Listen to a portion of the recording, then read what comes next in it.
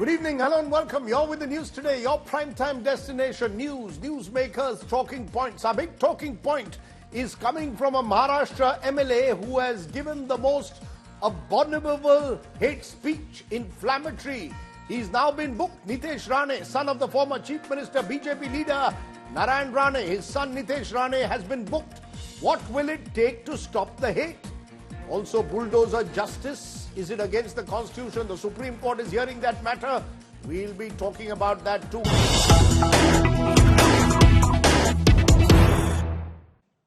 But the story we are breaking at the very top, Kolkata rape and horror, the latest case, the latest development, the CBI has made its first arrest.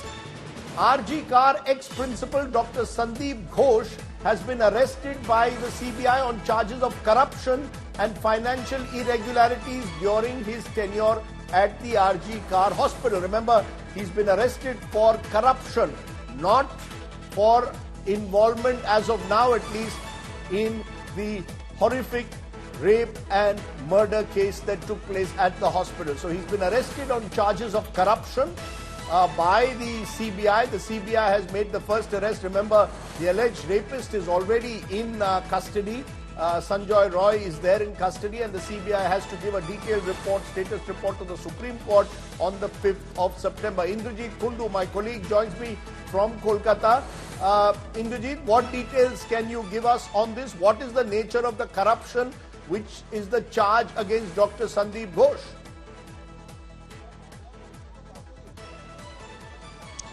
Well, Rajdeep, this is very, very interesting because in the next 72 hours, the CBI will have to file a status report before the Supreme Court as to what is the investigation into the rape and murder case that they have conducted. However, in the past 2 weeks that the Central Probe Agency has taken over the case, they have not been able to make a single arrest in the rape and murder probe. This arrest, of course, coming as it is with growing public pressure. Sandeep Ghosh has been questioned by the Central Agency for straight 15 days. And it was after the 15th day that finally he is brought here to the CBI office at Nizam Palace in central Kolkata, which also houses the Anti-Corruption Bureau of the CBI, and he has been arrested on charges of corruption. So very serious charges that were leveled against him. Remember, there were multiple whistleblowers, one of them who were also on our network, Akhtar Ali, the former deputy superintendent of the hospital. He had leveled serious allegations of financial impropriety, misuse of government funds, and there are other allegations of disposal of bodies, several allegations that were leveled against him. The state government had finally formed a special investigating team under the Kolkata police to probe these allegations that were earlier submitted to the State Vigilance Department. No action was taken then, but the SIT was formed recently. However, the Kolkata High Court had, ordered that since the CBI is probing the rape and murder case, the single agency, the central agency, should also be probing into allegations of corruption. Therefore, that too was transferred by the Calcutta High Court, and since then the CBI took over the entire case. They have been questioning Sandeep Ghosh so many times over the last 14 days, multiple sessions of 10 to 12 hours each. So, Indrajit, there are two cases. One is the rape and murder case, where the CBI, as of now, has one individual, Sanjoy Roy, under custody. Apparently, there's been a DNA matching done, and it has matched with the tragic, with the victim. And you've got Sanjoy Ghosh, who, remember, was transferred to another hospital within a few hours of his being removed from RG Kar. So you've got Sandeep Ghosh in another corruption case. Am I correct? Therefore, there are two different cases now: the rape and murder case and the corruption case. Are there any linkages as of now? That's right. Well, that's right. We don't know whether these two are linked, but these two are separate cases. One is the rape and murder, the heinous crime that took place on August 9th. That initially was probed by the Calcutta police. They are the ones who actually arrested the prime accused in the case, Sanjoy Ghosh, Sanjoy Roy, who is now in presidency jail. He is in judicial custody. The case has been handed over to the CBI. The CBI is probing the matter, and they have conducted polygraph tests on both Sandeep Ghosh and Sanjoy Roy, who is the prime accused. the CBI has not been able to make any arrest in the rape and murder probe so far. This arrest of the former principal, Sandeep Ghosh, comes in the corruption case, which is a completely separate case that the CBI has now also been entrusted with the investigation by the Calcutta High Court. Okay. And the CBI will submit a status report in the next 72 hours before the Supreme Court when the matter comes up for hearing once again on September the 5th. Okay, Indrajit Kundu, with the very latest, we'll keep tracking that story closely. The latest development there in the CBI investigation, Sandeep Ghosh, the former principal of RG Kar, where that tragic rape and murder took place, has been arrested on corruption charges. Let me turn from there to what I believe is another shocker that's taken place. And in this case, hate speech. A hate speech by a BJP MLA from Maharashtra, Nitesh Rane, son of the former Union Minister and Chief Minister Narayan Rane. In what is an open incendiary threat, the MLA was caught on camera saying that he would be willing to kill Muslims and enter masjids. And it came just days after an elderly man was thrashed on a train in Maharashtra over suspicion that he was carrying beef. Remember, in a similar horrific incident over the weekend, two migrant workers were assaulted in Haryana last week, again on charges that they were consuming beef. One of them eventually died in this case of mob lynching. Tonight, I'm going to raise a big question, a question that every Indian out there must answer to his conscience or her conscience. What will it take, my friends, to end the hate wave? It's our top story tonight. BJP MLA Nitesh Rane speaks out in support of Mahant Ramgiri Maharaj, who allegedly made derogatory remarks about Islam and Prophet Muhammad at a religious event. Rane, addressing public meetings on Sunday, sent out a clear threat to the minority community. The police have filed 2 FIRs against Rane, who sought to defend his remark a day later. Poona जिलाधिकारी collector office के बाहर एक मोर्चा निकाला गया और वो मोर्चे में रामगिरी महाराज जी को धमकाया गया और सर तन से जुदा इस तरीके की घोषणाएं दी गई। अगर आप हमको सर तन से जुदा की घोषणाएं देंगे तो पहले हम भी एक हिंदू है और हम भी उसी तरीके का एक्शन टू रिएक्शन देंगे। Rane's hate speech comes days after an elderly man was assaulted on a train over suspicion of possessing beef. The video of the suspects targeting the 71-year-old has gone viral. The 3 suspects who were arrested for the attack were incidentally going to appear for a police recruitment test. The victim later appealed for peace. Hindustan की court पे मुझे विश्वास है, मुझे इंसाफ मिलेगा। मेरे साथ में ऐसा जो भी हुआ, ऐसा किसी भाई के साथ में ना हो, मुझे इंसाफ जरूर मिलेगा। Last week, a rat picker from Bengal, Sabir Malik, and his associates were brutally beaten up in Charkhi Dadri in Haryana over suspicion of beef consumption. Malik succumbed to his injuries. The same day, a mob allegedly abducted another man over the same suspicion. He was rescued by the police. इस मामले में हमने 7 accused को arrest कर लिया है, जिसमें से हमने 4 को पुलिस रिमांड पे लिया हुआ है। उन पुलिस रिमांड पर उन्होंने बताया कि इसमें एक और शामिल था, उसको भी हमने कल अरेस्ट कर लिया है, मोहित, जो बिरही कला का रहने वाला है। कानून है ना, हमने कानून बनाया।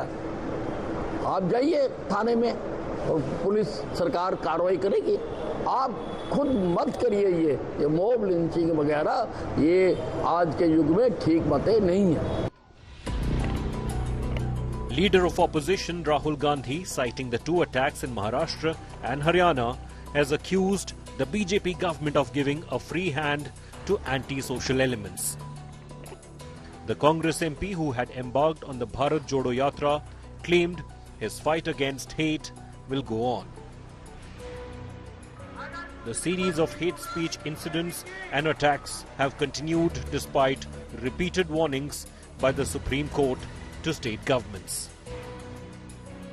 Bureau Report, India Today. Horrific scenes, unacceptable what we've just seen over the last few days. Meanwhile, Bulldozer Justice today reached the Supreme Court's door. The apex court coming down heavily against this method of justice, saying a person's house cannot be taken down just because he may have been arrested or even convicted in a case. The Supreme Court bench maintained that it's only when a structure is illegal that it should be demolished. The Supreme Court is saying it will lay down guidelines for what constitutes bulldozer justice for some. Kanu Sharda has more from the court. The Supreme Court on Monday said properties can't be demolished just because they belong to a person accused of a crime. The court observed that the property can't even be demolished if a person has been convicted. Hearing a batch of pleas against bulldozer action often undertaken by authorities against the houses of those accused of crimes, the court said that the properties can't be demolished even if the person is convicted. The Supreme Court, however, clarified that it will not protect any illegal structure obstructing public roads. Solicitor General Tushar Mehta also clarified that the state's stand is clear from its affidavit, which stated that merely because a person is alleged to be a part of an offence, it can't be a ground for demolition. He further clarified that in the cases mentioned in the petition filed against the UP government, notices for violations were sent to the person, and since they did not respond, the unauthorized constructions were demolished, following the due process mentioned in the municipal laws. However, this was refuted by senior advocate C.U. Singh, who cited a case from Udaipur where a person's house was demolished because the tenant's son was accused of a crime. The top court said that it will pass detailed guidelines on this aspect on September 17th. With camera person Ashok Bhanot from New Delhi, this is Kanu Sharda for India Today. So let's raise some big questions and troubling questions tonight. What will it first take to stop the hate speeches, the mob lynching? Is law not enough to curb these acts of hate, particularly against minorities? Why do people seem to get away with these attacks on minorities? And the bulldozer justice, is it simply anti-constitution what's going on? I'm joined by three very special guests, all distinguished. Najib Jungs is former Delhi Lieutenant Governor. Dushyant Dave is Senior Advocate Supreme Court. He appeared today in the Bulldozer Justice case.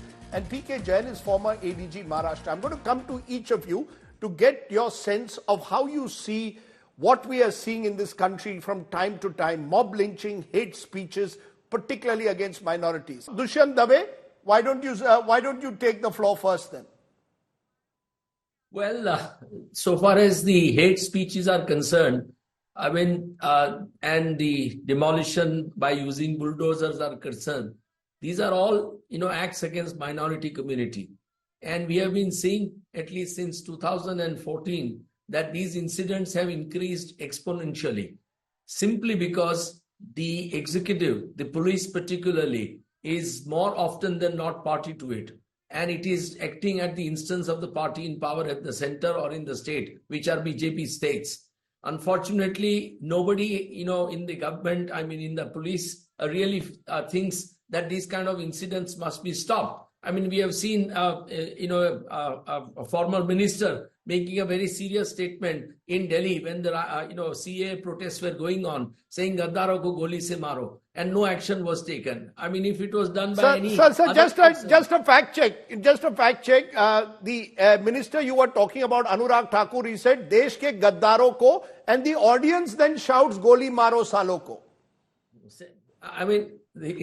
It was all orchestrated. Okay. But anyway, the whole thing is that this kind of approach, this kind of an atmosphere, unfortunately, is not in consonance with the Constitution. One of the most important part of our Constitution, the preamble, talks about fraternity. And fraternity is so important because that's what Ambedkar stressed at a great length in his Constituent Assembly debates.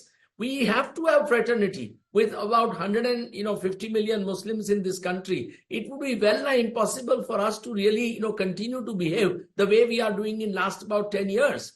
And this, particularly this aspect of demolition of homes, is a medieval punishment which is not even provided in the Indian Penal Code, or for that matter even in the new law that Shri Amit Shah ji has brought, the new IPCs, whatever they call it. So I feel that it is not right because these are all cases which essentially 99% cases are relating to the Muslims who, for one reason or the other are being targeted somebody has fallen in love and has gone away with a Hindu girl, so they go to his house and demolish it. Somebody is alleged to have spat on a Ram Navami procession, so his house is, attacked. And so in Delhi, for example, in Jahangirpuri, the police stopped VHP and Bajrang Dal from carrying out the procession, and they lodged an FIR against them, despite their saying no. They carried out. Some incident took place, and next day the BJP president writes a letter, official letter, to the mayor of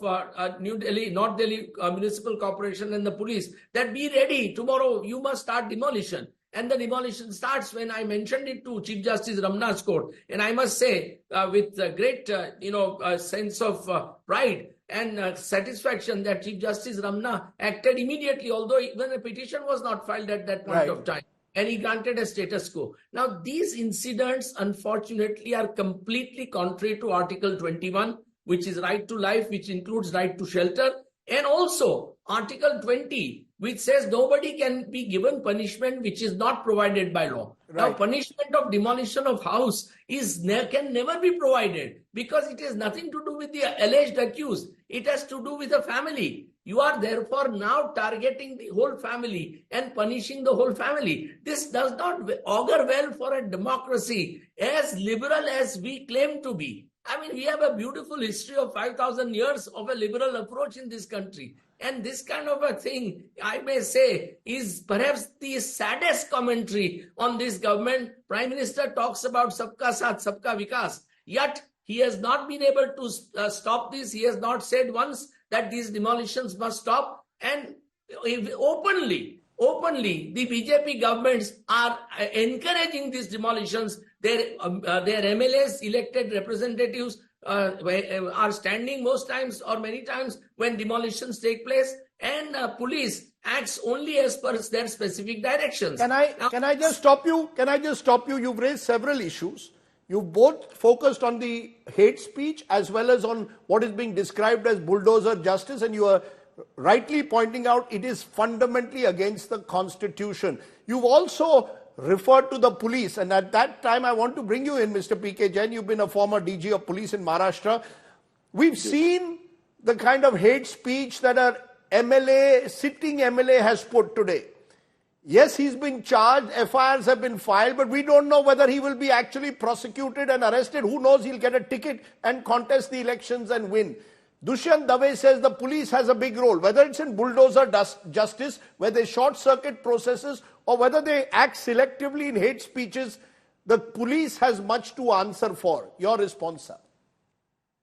Namaskar, Rajdeep. Thank you very much. I have heard Mr. Dave in detail. The fact remains that it is always action and reaction. On a very innocuous kind of a debate on the TV, if a lady like Nupur Sharma can be doled out threats of Sar Tan Se Juda, and then massive processions are taken out all over the country, again saying the same naras, it creates a lot of reaction in the other communities also.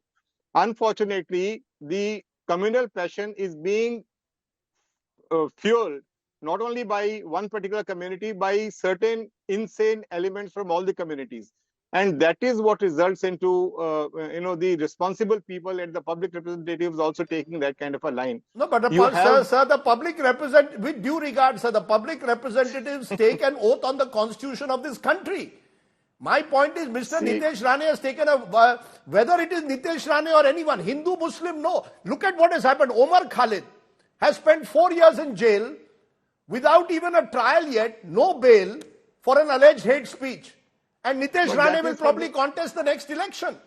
Where is the even-handedness, sir? That's my point. Where is the police? Is the police simply acting on directions of its political masters? See, the police can act on the directions of the political masters for 24 hours. After that, the courts take over. It is the court which has to keep an accused in the jail or bail him out. So if the court takes a view that a person has to stay behind the bars for 4 years, so be it. The police has no role in this. The police will, in their own wisdom, they will keep opposing the petitions for bail. But it is for the courts to decide whether a person should remain there or not. That is one. Secondly, the similar speeches were given by the Owaisi brothers. What action was taken? Were they arrested? They were not arrested. So for the high and mighty in this country, if you think that arrest and subsequent prosecution takes place, it is a myth. I always keep saying that a person who has got the resources or the clout, he can never be punished. It is very difficult to punish him. They can go from one court to another and right up to the Supreme Court, they got the wherewithal to fight it. So the No, justice is never given. No, sir, with due regard, you're telling me a police officer cannot stop the high and mighty from getting away. Is that what you're telling me, that a Nitesh Rane has that much clout that he can get away? It is not a question of Nitesh Rane. Rajdeep, please understand, the police has filed a case. They will prosecute him. They will charge sheet the case. After charge sheet, the case is taken over by the public prosecutors. And who appoints the public prosecutors? The government. And then the courts. Okay. So it is a very long fight for justice, and for a person to get convicted, it's a very, very long fight. What I'm trying to say is that the system unfortunately is weighed in a manner that a person who has got the resources will keep fighting in the courts, right from the lower court to the highest court. I take your point. And I'm going to ask my producer not to show those close-ups of that man being lynched. They are unacceptable, and they will only in some way, perhaps for some, inflame passions further. Najib Jung, your response, you've been a former senior IAS officer, former LG of Delhi, you've been raising these issues from time to time. Your reaction to what we are seeing around us happening when it comes to hate speech and bulldozer justice? Rajdeep, number one, I am really sorry to be hearing what Mr. Jain has been saying and defending the police. It is really unfortunate that the highest echelons of the police are indeed having such a warped process of thinking. That's one. Now, coming back to what's happening, I think that the political leaders in this country, which includes the chief ministers, have forgotten their oath to the Constitution. The Honorable Chief Minister of Assam, on a daily basis, violates the Constitution. He can call out a journalist because his name is Muslim. He can call out a university which is not even in Assam and blame it for the floods in Guwahati. Now, obviously, something is seriously wrong because they can get away with such nonsense. So when the leaders, and I could not hear very well because the audio was not so good, but when you hear, we had in the 2020 riots, a leader of the BJP standing next to the DCP and giving the protesters 20 minutes to clear out. We've had an honorable minister, and you quoted him saying, Goli Maro. We've had an honorable MP within the precincts of Parliament using language which you and I cannot utter in our drawing rooms. We've had another MP from Delhi using language which is abhorrent.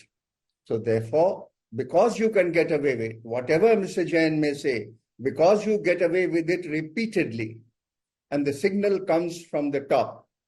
The speeches we have heard during the parliament elections gave, shall I say, a license to the foot soldiers to speak the way they do. And we've been seeing it, the advantage. You tried this with the Sikh community, they call them Khalistanis, and now the thing is turned to Muslims. How do you respond? If I may ask, how do you respond though? There'll be those who will say, what if a Muslim mob on the street says, Sartan se juda? This is what Nitesh Rane is saying. I am reacting to such statements. There almost seems to be an equivalence which is being attempted to be drawn. How would you respond? I entirely agree with you. I entirely agree with you that all lawless elements have to be put down very, very ruthlessly. Absolutely. No religious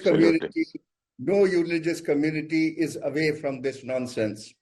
Having said that, the Muslims, of course, are getting the worst of the stick at the moment, but they cannot be absolved. They absolutely cannot be absolved of behaving in irresponsible manner. I mean, I live in Old Delhi, and I know the misbehavior that these young Muslim youths can cause, riding their motorcycles, or in Delhi on the evening of Shab Barat, when you see these motorcyclists misbehaving on the streets of Delhi. Of course, we know it. And it must be brought down very, very strongly. But that doesn't take away the substance of your debate this evening and what Mr. Dave has been saying. It does not take away the substance that things have gone on beyond the point of, shall I say, tolerance. The worm will turn, and we do not wish that to happen. So you're in a sense saying there's a sense that people seem to have an impunity, a license to get away with it. I just want to put some figures and then get you in, Mr. Dave. Hate on the rise. Hate speech cases are up from 993 in 2021 to now 1,444 in 22, and this is only as per an NCRB report of reported cases. 668 documented hate speech events against Muslims in 2023 alone, as per the India Hate Lab. 75% of these hate speeches took place in BJP ruled states and UTs, 25% in opposition ruled states. 36% hate speech events included a direct call of violence against Muslims, again source being the India Hate Lab, and 25% hate speech events called for targeting Muslim places of worship, and that's exactly what Nitesh Rane also did. Has hate got normalized, Dushyant Dave? There will be those watching this program and may even have the attitude that, look, you know, people have a right to vent. It seems it's got normalized, that this has become part of normal conversation. What was once seen as unacceptable has got normalized in the last decade. That's what critics say.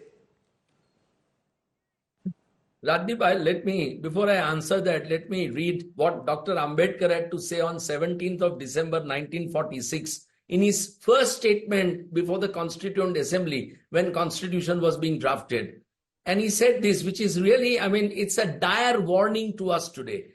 He said, I must confess that I am appalled at the idea that anybody in this country should think of solving the political problems of this country by the method of war. Then he says, if there is anybody who has in his mind the project of solving Hindu-Muslim problem by force, which is another name of solving it by war, in order that Muslims may be subjugated and made to surrender without their consent, this country would be involved perpetually in conquering them. Now, these are the words of Dr. Ambedkar on 17th, December 1946. Prime Minister and every leader of BJP constantly, speak about their reverence for Dr. Ambedkar. Why is it that they don't read Dr. Ambedkar? What did he want? What did he really feel? May I ask you, Mr. Dave, what about the courts? Today there was an observation by Justice Gawai in the Bulldozer Justice case that even if someone is accused or convicted, you don't have the right to bulldoze his house without following due process. Why has the court not stopped it until now? I mean, we are in 2024. These bulldozers have been demolishing houses for the last 5 years. The hate speech has carried on and spiraled out of control in the last decade. Why does the court not act? I must say that I am deeply disappointed with the Supreme Court because, and I have said so more often than not, I mean, if Supreme Court can take suo motu cognizance in an isolated rape and murder case of West Bengal and add fuel to the fire, by that suo motu action, they should have long acted upon these demolitions. I mean, judges after judges have known. It was for the first time that, we moved the Supreme Court when, this Jangirpuri incident took place before Justice Ramna. That was in 2022. We are in 2024. And for last 2 years, the matter had not even seen the light of the day.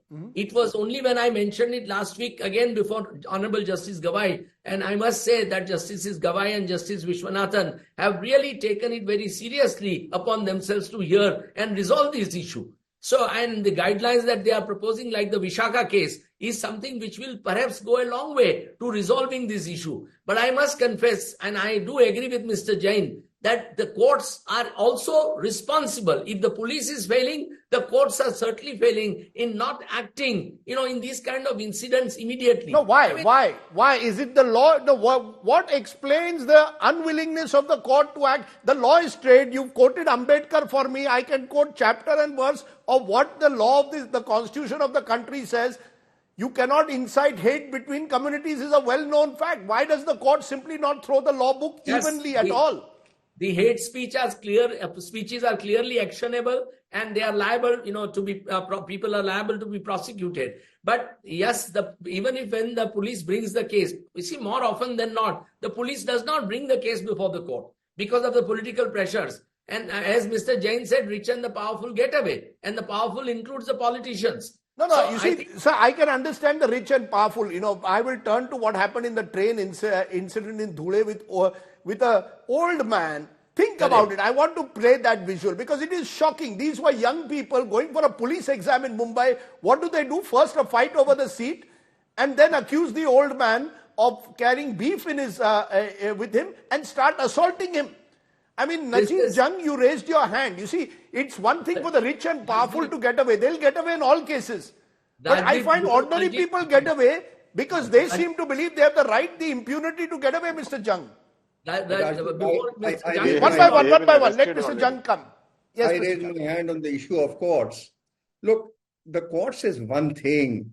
The problem lies in the district administration. The problem lies with the SHOs. The problem lies with the collectors and the SPs and the DGPs who are heavily communalized today in this country. The divide is so deep. If you go into these WhatsApp groups of the IPS and the IAS officers, you will be ashamed.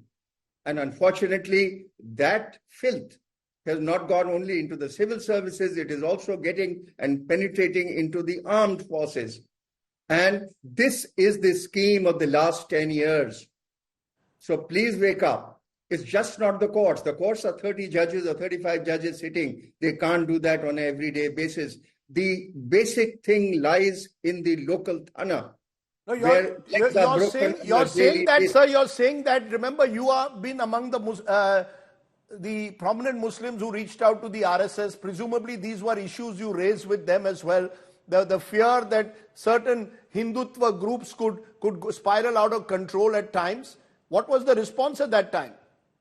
Oh, well, we have met and we are in touch with the Rashtriya Swayamsevak Sangh. In fact, we are in touch with the highest echelons, and we are repeatedly assured that they do not want this to be happening. We are repeatedly assured that this dialogue with them will continue. We must expand this dialogue, and it takes time for things to be sorted out. As far as I go, I have no doubts to believe that their intentions are kosher, but they request for time. The problem is not with the RSS today. The problem is that the foot soldiers are completely out of control. And you're saying the problem is with the foot soldiers who are out of control. PK Jain, in that intervention by Najib Jung, he made an important point that the system has got communalized, that there are officers, be they collectors, be they senior police officers who've got communalized. So if people who are supposed to be the guardians, protectors, they get communalized, naturally people on the street believe that they have a license then. Is that a fear you have or not? Rajdeep, I'm sorry, I would not believe in this kind of a generalization. Yes, individuals do get influenced by whatever is happening around them. They do get influenced by the social media and whatever they are reading. There's a lot of poison being spread in the social media and around us, but that does not affect everybody in the discharge of their duties. I can tell you one thing, I can dare speak about Maharashtra. See, any officer, if he has a law and order situation at hand, I have seen most of them acting very, very professionally. There's no reason and there's no way that they would be acting in favor of a particular community. So I would not agree with Mr. Jung about this. But yes, individually, there is a polarization of some thoughts, and that is happening everywhere. I can cite similar examples in the case of in the case of all the communities. It is not only one community, all the communities are getting affected. Whether it is from any community, secondly, has to be condemned. One more thing. Yes, please go ahead. Mr. Jung made a mention about the CM of Assam pointing out to a particular, calling out a reporter of a religious community. See what Mr. Rahul Gandhi has been doing. He's been calling out the names of every jati, in his entire Bharat Jodo Yatra. कौन सी जाति को हो, क्या करते हो, इसलिए तुम इस तरह के क्वेश्चन पूछ रहे हो.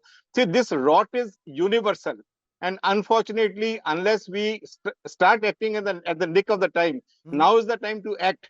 Unfortunately, if this action is not taken, the things are going to go down very, very fast. Okay, so I will Rajdeep, that's my take. I will give each of you 20 seconds each to tell me how would you act. Mob lynchers in Haryana, FIR filed, few people arrested. Nitesh Rane still is out there unapologetic. How would you act? Dushyant Dave, what would you do? How would you send? What is the exemplary punishment very quickly in a case like this? Look, Rajdeep, nothing can be done today because I think these are instruments of state policy. And, the foot soldiers are only used by these powerful politicians who are constantly wanting to polarize the nation. So you're saying there's no solution? No, there can't be a solution if man at the topmost, at the highest level is not willing to speak one word about it, publicly chide his chief ministers, publicly tell his police officers that you stop this nonsense. How will the message go? Okay. It can't go by so some you're saying the discussion. man at the top has to send a powerful signal. Najib Jung, 20 seconds, what would you do? What's the way forward? I would do what Sardar Patel told the superintendent of police in Delhi in 1947. If the riot doesn't stop, I'll sack you. The SP of any district that such an incident occurs should be sacked immediately. Okay. The collector should be sent on leave. And the next time it happens in the same state, the chief minister should be asked to leave. Okay. That is the way to go. Okay. Mr. BK Jain, what's the solution, sir? I would agree with Mr. Jung. The law and order is the joint responsibility of the DM and the SP. If the action is not taken, if they are found wanting in that action, right from the Thana to the SP and the DM, right from the Tehsildar to the DM, everybody should be taken to task, suspension, dismissal, whatever come what may. Okay. Strict action. Unless if the administration wants, I can assure you, Rajdeep, nothing happens in a particular area. I take your point, and I will tell you what my late grandfather, who was a distinguished police officer, Mr. Dave knows him well, he was in Gujarat, he said no riot takes place in this country without either the complicity or incompetence or both of those in office. And therefore, whether it is any administrative officer or any politician who is found wanting in his constitutional duty and allows people to get away with what Nitesh Rane has got away with, or with the mob lynchers of Haryana have got away with, or with those people who are on a train and attacked an old man. Unacceptable in a country like this. Is this the India we want? We tell Bangladesh and we lecture Bangladesh, and we need to get our act together, my friends. That's the least that we can expect from those in power at whatever level, in whichever state and whichever party they belong to. Wake up, India, before it is too late. Stop the hate. Stop normalizing hate is all we can say. I thank my guests for joining me and adding much more value to this debate. Let me tell you a quick update. The Congress today has launched a new attack on SEBI chairperson Madhavi Puri Butch. The party spokesperson Mavan Kheda accused Butch of receiving payments and ESOPs from ICICI Bank and ICICI Prudential even after joining SEBI. The banking giant has denied the charge. Listen in to what Congress leader Pawan Kheda claimed and the ICICI Bank response. Total bank से इस दौरान वो ले चुकी हैं 12 करोड़ 63 लाख 47,239 रुपए और ICICI prudential से ले चुकी हैं 22 लाख 41,169 रुपए। ईसॉप ले चुकी हैं 2 करोड़ 84 लाख 12,918 रुपए और टीडीएस 1 करोड़ 10 लाख 20,817 इन पर आईसीआईसीआई ने दिया। तो कुल मिलाकर ये इस दौरान आईसीआईसीआई से 16 करोड़ 80 लाख 22,143 रुपए ले चुकी हैं। तनख्वाह सेबी की आप पूछेंगे इस दौरान कितनी हुई, तो 3 crore 30 lakh 28,246। Meanwhile, ICICI has issued a strong denial to the allegations made by the Congress. The company said no salary has been paid or ESOPs granted to Madhavi Puri Butch after retirement in 2013. The ICICI Bank says retirement benefits, bonus and ESOPs granted to Butch were as per policies. The ESOPs, according to the bank, vest over the next few years from the date of allotment. ESOPs can be liquidated up to 10 years from the date of vesting. The stock price difference is a perquisite income and reflected in Form 16. The bank is required to deduct the perquisite tax of this income. Form 16 covers payments towards retirement benefits of all employees.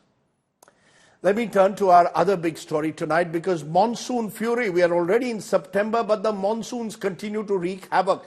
After Gujarat last week, today we are seeing torrential rainfall in the twin states of Andhra Pradesh and Telangana. Rescue and relief operations were underway in full swing, with both chief ministers taking stock of the ground situation. That's Chandrababu Naidu and Revant Reddy. The centre has offered full assistance to both states to combat any further loss of life. Now, while this is happening today, as you can see in Andhra and Telangana, and our thoughts and prayers are with the people of these two states. Last week it was in Gujarat. And anger now is mounting, especially in parts of Gujarat like Vadodara. Residents today express frustration over a lack of aid and say they are struggling to recover from the flooding. With warnings of more heavy rainfall in Gujarat, there is concern that cities like Vadodara's preparedness will be put to test. It's our ground report.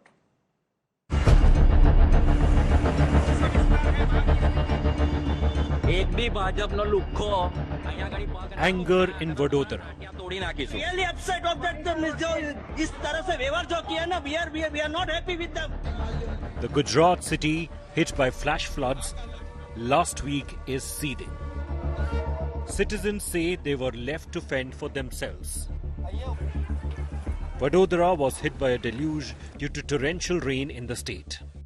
While the floodwaters have receded, the aftermath is devastating. Citizens have incurred massive financial loss. Vehicles damaged. Household items broken beyond repair.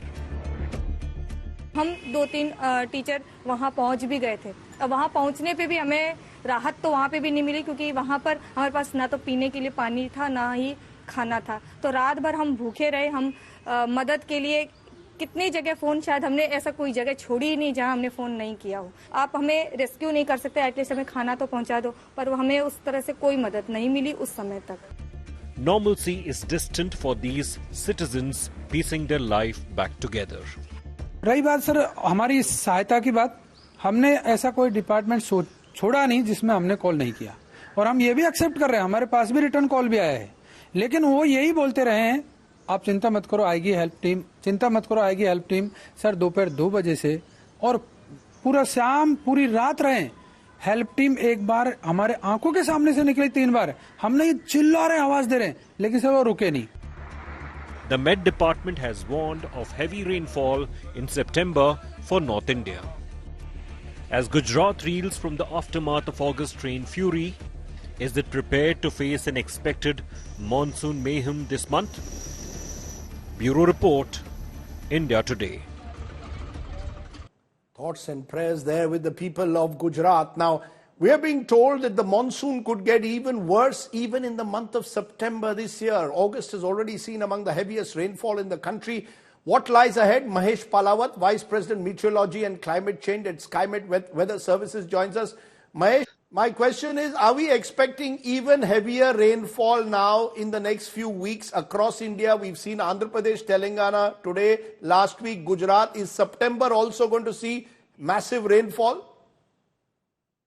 Yes, Rajdeep, because a low pressure area has already developed and it is heading towards Gujarat and Rajasthan and western parts of Madhya Pradesh.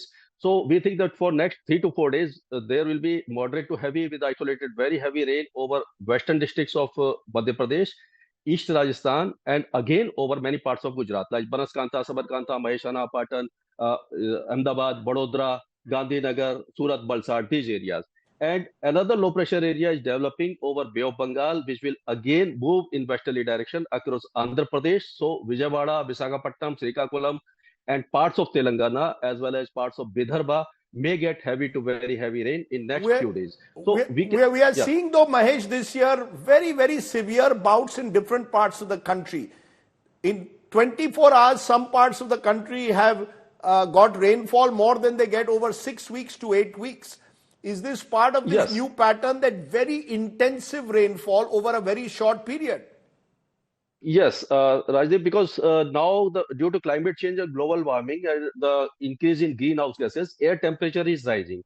And due to rise in air temperature, vertically developed clouds are developing and they are capable of giving heavy to very heavy downpour in a span of say 2 to 3 hours, 3 to 4 hours. which usually occurs in a span of 3 to 4 days. So this type of inclement weather is on rise, and it will continue to, we can say, heavy to very heavy showers and cloudburst, landslide, mudslide will continue in coming weeks also. But by 15th of September, the monsoon will start withdrawing. So this will be, because next 10 days seems to be very crucial for Telangana, Andhra Pradesh, Gujarat, eastern parts of Rajasthan, as well as parts of Madhya Pradesh. So you're saying next 10 days crucial for Andhra Pradesh, Telangana, as well as Gujarat. Those are warning signals being given by Mahesh of SkyMed. I appreciate you joining us. I hope you get the light back sooner rather than later in your house. Power cuts also part of the problem. As I said, our thoughts and prayers with the people of the flood-affected states as always. Let's turn to Get Real India, and it's the story of the wolves or the bhediyas once again. A 2-year-old girl has been killed, 3 others injured as wolves continue to terrorize Uttar Pradesh's Barech. The latest attacks took place despite officials from the forest department patrolling the area. The hunt is still on for 2 wolves who are still on the loose.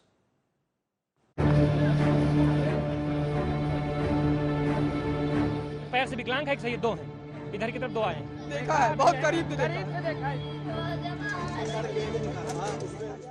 Man-eater wolves continue to unleash terror in Uttar Pradesh. A 3-year-old child was killed in a wolf attack on Monday, while a woman sustained injuries in wolf-infested Bahraich. The toddler was killed in forested Hardi area while she was sleeping outside her house with her mother. A wolf snatched the child by grabbing her by the neck. You can clearly see a lot of villagers present here as you see the visuals, as they have assembled right here, encircled this particular house. So that could be the sense, what's the atmosphere inside this particular house where the scathing attack happened on a 3-year-old girl. 3 बताल में हमरे बच्ची को उठा लिया। ये आता है तो आप जग रही होती, सो रही होती? सो ही गए रहने वाले। तो आप आवाज सुनती हैं बच्ची की? आवाज ना है, बच्ची की आवाज ना है पावा। बच्ची की आवाज नहीं आती? बच्ची की आवाज ना है पाए साहब, बच्ची की आवाज जा पाए हुई तो उठ पड़े। घाटी दाब दी समरे बच्ची की आवाज ना है पावा। In another attack, 70-year-old Kamla Devi was injured when a wolf entered her house and attacked her on Monday morning. She escaped with grievous injuries. भेड़िया चबा लिया मेरी नट्टी। आपने देखा था भेड़िए को? बाहर का खींच लाया, एक पल्ला खुल गया, एक बंद रहा। जब भी मेरे को मंझी पर से बाहर खींच लाया, जब उसका मुंह ढीला हो गया, तब हम चिल्लाई पाई। The wolf came and pushed inside, in a way opening one side of the door and entering inside the house. So that is another concern, that wolves know that they have to target the humans and leaving the animals who are pets as well. They are targeting just the humans. In the last 50 days, this pack of wolf has killed at least 10, including 9 children. The horror has now spread to 35 villages of Bahraich. UP Chief Minister Yogi Adityanath meanwhile asked officials to redouble bid to catch the 2 remaining wolves from the pack of 6. एक बड़ी संख्या हमने पकड़ ली गई, उनमें से करीबन 2 भेड़िया ऐसे हैं जो संभावित हैं कि जो हो सकते हैं। वो मैं उम्मीद कर सकता हूं कि वो अभी 1-2 दिन में ही हम पकड़ लेंगे। जो कैमरे शो कर रहे हैं और जो हमारा स्टाफ बता रहा है, वो यही संभावना है। हो सकता है वो 3 भी हो, पर ज्यादा संभावना 2 होने की है। 4 wolves have already been captured. The frequent attacks in the area prompted deployment of a large number of police personnel, securing nearly 100 villages. With Samarth Srivastav in Bahraich, Bureau Report, India Today.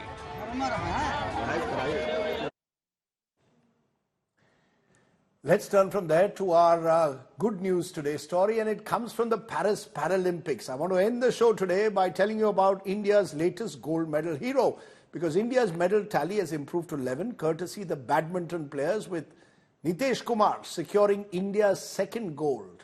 Here's his story, and we celebrate our Paralympians and wish them all the best. Thanks for watching. Stay well, stay safe. Good night, Shubhratri, Jai Hind, Namaskar. Stop hate is my message tonight. Bye for now. A maiden Paralympics appearance for the 29-year-old Nitesh Kumar, and he gets his hands on the biggest prize. In the gold medal match against Great Britain's Daniel Bethel, he displayed profound grit to emerge victorious 21-14, 18-21, 23-21. Nitesh isn't just a genius on the court. He also happens to be a graduate from the prestigious IIT Mandi, the place where he discovered his passion for badminton. His fellow shuttlers Tulsimati Murugesan and Manisha Ramdas also secured podium finishes, with Tulsimati getting a silver and Manisha bagging a bronze. Earlier in the day, India's Yogesh Kathunia won silver in the men's discus throw F56 event to become a double medalist at the Paralympics.